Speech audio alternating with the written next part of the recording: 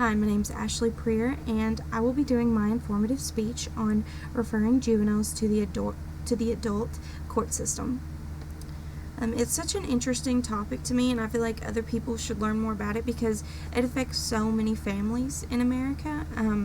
It's a really big issue right now in our society. It's definitely a sensitive subject, and everyone has their own opinions about it. It's an issue I've personally struggled with over the years, and I know, many other people have as well. When I think about juveniles compared to adults, and this is my personal opinion from experience and research, and I'm sure a lot of people would agree with me, but most kids aren't adults until they're 18 or at least 21. Especially nowadays, and mentally, physically, biologically, socially, they're constantly going through changes that make it difficult to think clearly, and when confronted with really difficult decisions, they can make irrational ones without even thinking until after the fact. However, that's not to say that all juveniles are unaware of their actions, because some are very aware and can be just as dangerous as an adult when committing a crime. So yeah, when called for, I do believe that juveniles should be transferred to an adult court system, but it needs to be done right.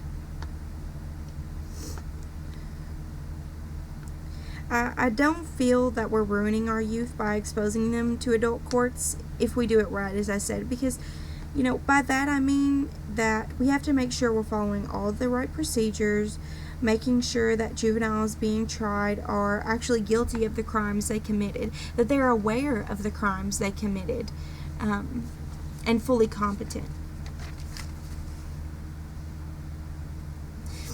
If they're guilty once they're sent to an adult facility, they, definitely need to be under protective watch until they turn 18.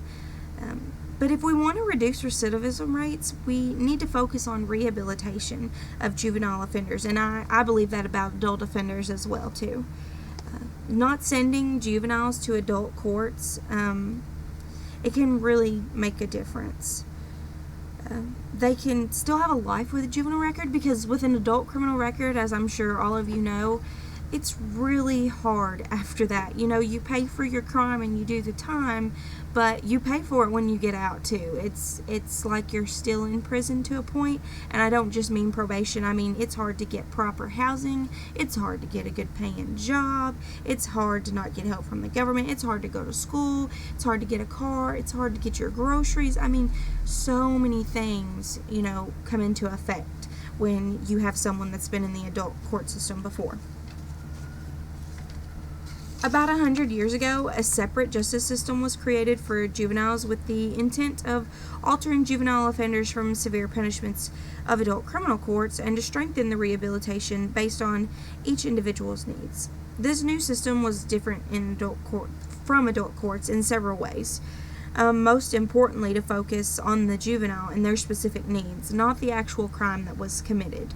And I feel that way, but I also feel that, people can make bad decisions, and they should have consequences for those, but it doesn't always have to be extremely severe, especially in a child's case. The process isn't nearly as formal as in adult courts, and there's quite a bit more discretion that can be used among juvenile court judges. Currently, all 50 states are allowed to transfer youthful offenders from juvenile to adult courts under certain circumstances, which do vary in different jurisdictions. 2 recent studies actually show that juveniles who get stricter punishments when they're tried as adults aren't actually scared straight. It's quite the opposite, in fact.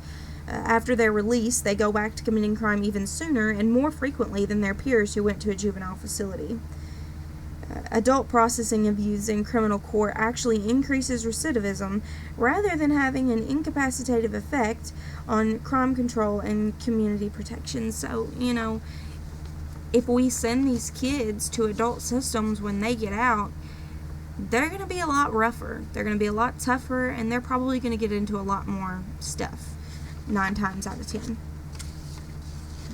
There should be strict monitoring on cases that get tried in adult courts for sure when the defendants are juveniles. Juveniles need monitoring, they need rehabilitation so they can grow from their mistakes by accepting them and trying to educate themselves for a better future. And I solely believe in that. I believe in that for adults as well, as I said before. Rehabilitation is key in, the process of incarceration. I mean, I don't understand why people don't see it that way, but not everyone who commits a crime is a true criminal, and even those who are criminals can come back from that. They can rehabilitate themselves for most crimes, I feel like. These juveniles should be learning discipline. They should be learning skills that help them re-enter into society and hopefully, act better, as well as providing programs within the community. Probation and counseling are also great options as well, whether added to a juvenile sentence or being the juvenile sentence wholly. There are numerous programs and facilities that can offer help to youthful offenders to reduce recidivism rates and help turn these kids' lives around. In my opinion, there should be a panel of judges or legally qualified persons who review cases that want to be waived from juvenile to adult courts. There needs to be a standard of guidelines set in each state that require thorough and strict investigations of each case in order to determine whether or not they should even be considered to go through to be in adult courts. I think this is such an important topic, as I said before, because it cripples families everywhere. And, a lot of these kids that get sent to juvenile centers, they've just had a bad run of it.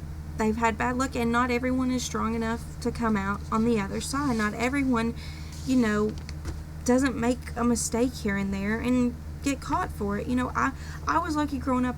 I had, pretty good parents. I was lucky that I had a pretty good church, I had a pretty good school, I wasn't around gang activity.